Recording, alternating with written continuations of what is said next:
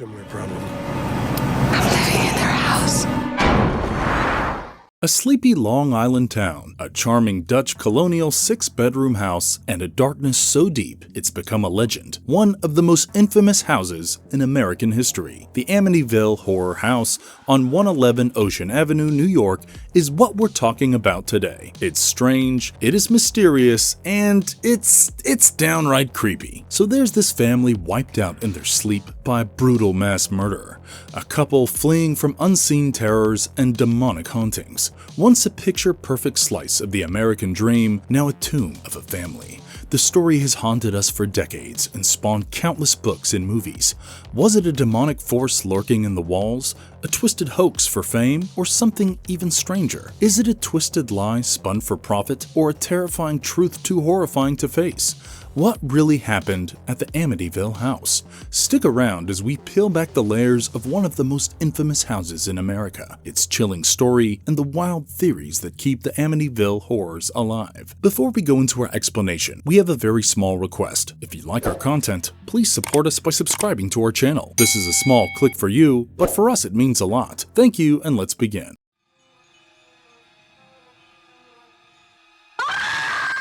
The dark past of Amityville House. The story begins in a quiet Long Island village where John and Catherine Moynihan built a home overlooking Ocean Avenue in the 1920s.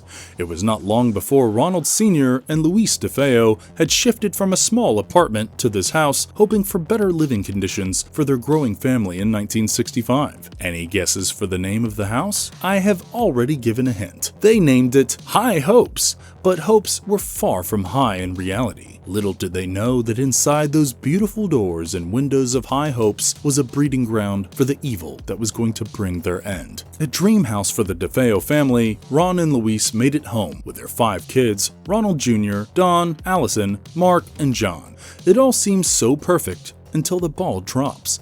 On November 13, 1974, at the Devil's Hour around 3:15 a.m., 23-year-old Ronald Jr. grabbed a .35 caliber rifle and shot his entire family while they slept. On a side note, he shot his parents, Ronald Sr. and Louise, twice each. He was later nicknamed Butch. Why are we not surprised? Talking about the details of the murders, they're chilling. All the bodies were found face down in their beds.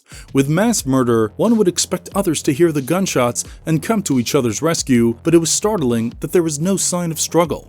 Another alarming detail, no one seemed to wake up, despite the loud gunfire echoing through the house, as if the whole neighborhood were on sleeping pills.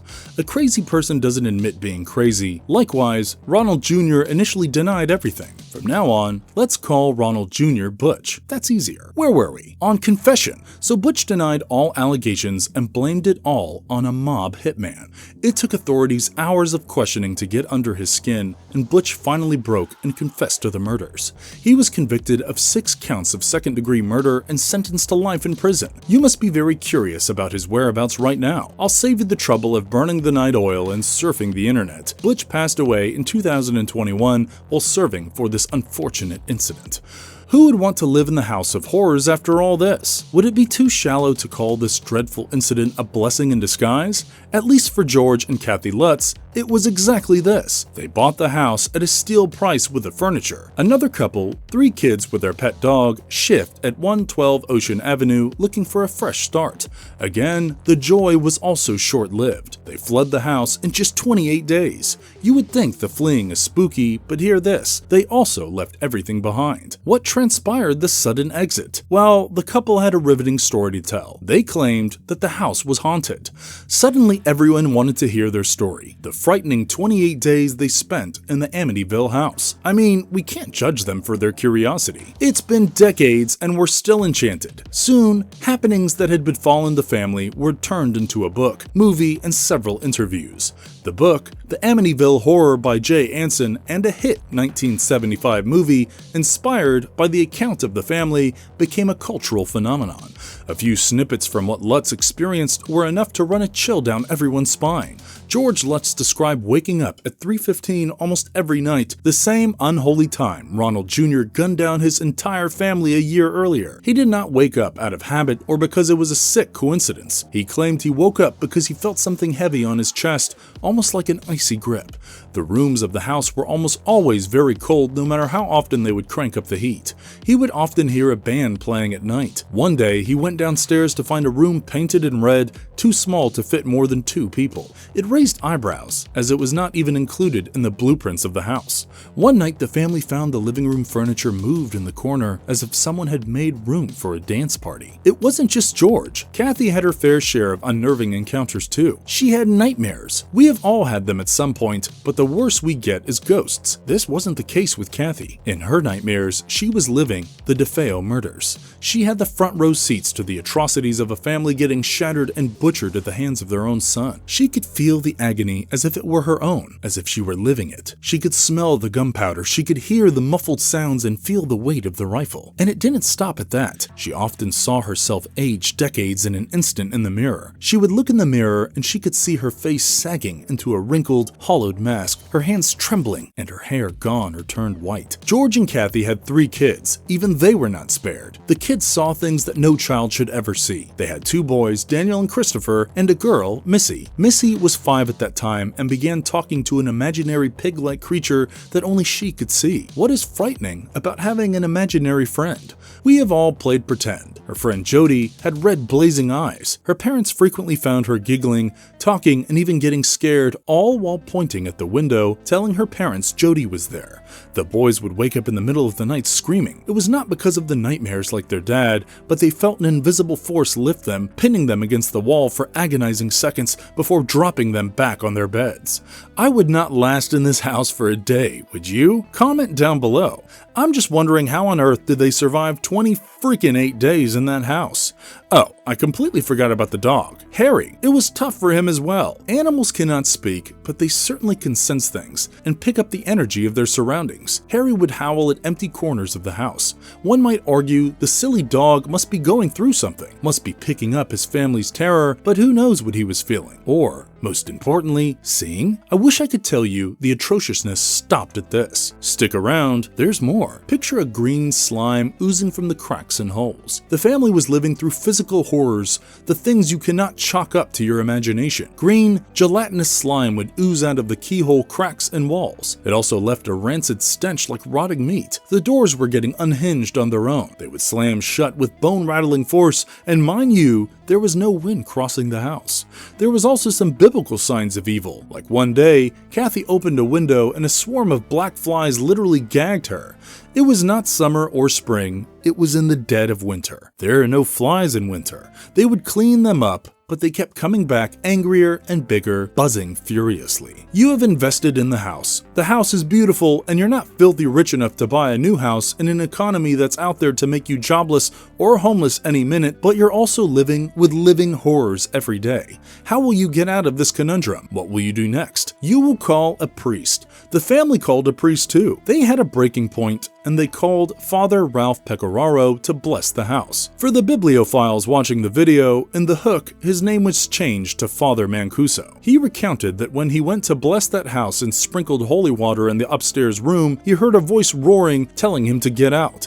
More than this, his hand was blistered as if someone had burnt it. He concluded that the shadows of evil are lurking in the house, that the air thickens in the house and the temperature plummets. He never went back, as no one should. After this, the house and the family were beyond saving. There was an unbearable smell, like living inside sewage. The chairs would tip over more than once. Random objects flew and knives were found scattered on the kitchen counter. The family heard heavy and deliberate footsteps coming from the rooms and stairs at all times, but there was no one. They never saw anyone. It felt like the house was coming alive, breathing, taking a step each day, one evil step to drive them to the edge of madness or death. On January 14th, 1976, the Lutzes finally escaped the house. Just 28 days after they moved in, they left, leaving their belongings behind.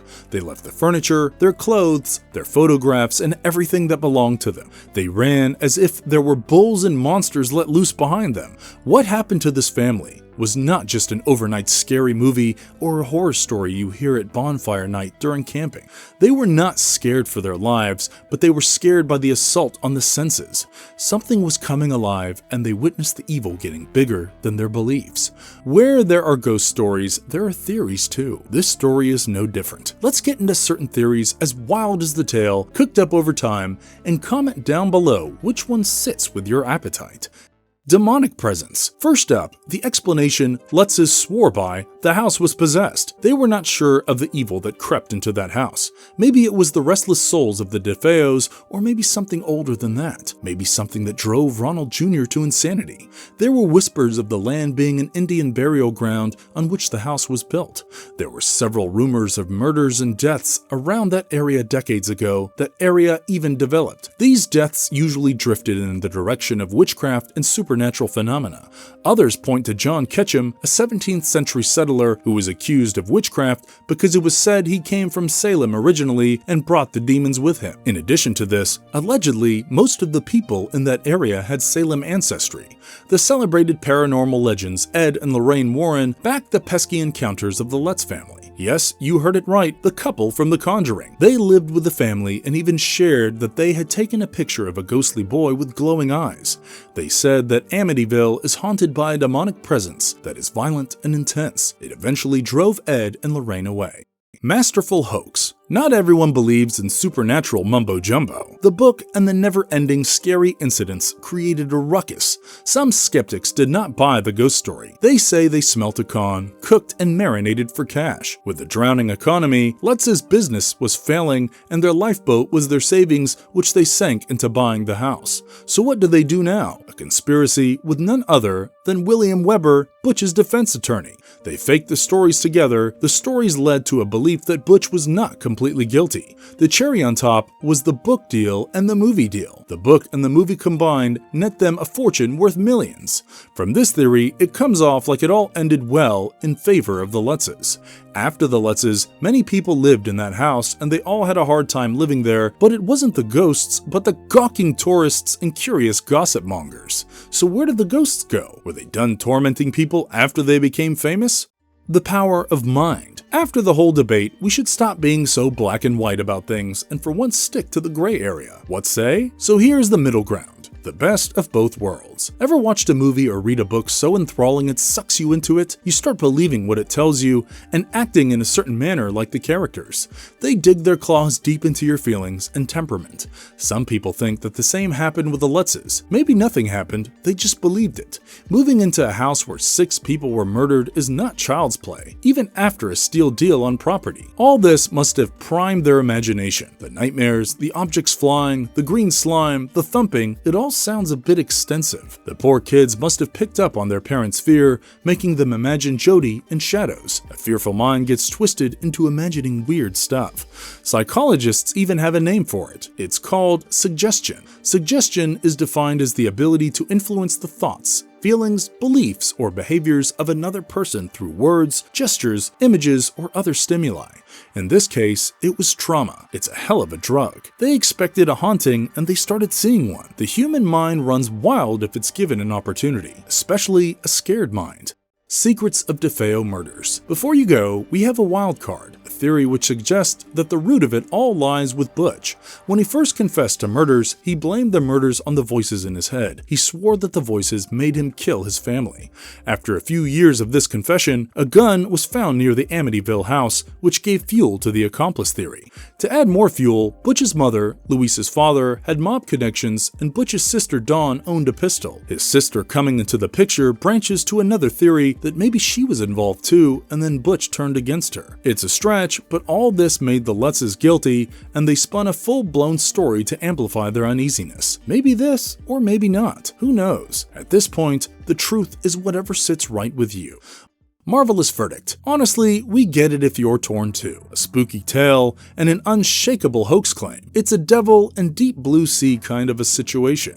There is a lot on the plate. An unsolved murder mystery, restless spirits, a greedy grift, and a physiological spiral. What is it for you? You have to give this story one thing. It has kept us hooked for more than 50 years now. It's tragic, it gives you chills down your spine. You must be wondering about the house, and many of you will jump to Google now. Let me save you your time. This video has it all. The house has been sold, renovated, and even got a new address to dodge head-scratching story enthusiasts. Its new address is 108 Ocean Avenue now. The house has been blurred on the maps for the privacy of the family. Trust me, even we tried searching, and there's nothing there. The story is intriguing with never-ending debates. The horrors and the legend of Amityville live on in these debates and tales. The terror and tragedy collided at this twisted tale make it the story of decades. But now, it's yours. Let us know about your theories and keep exploring the shadows. And if you liked our content, don't forget to leave a like and subscribe to us if you haven't already. Have a good one and be safe. Thanks everyone.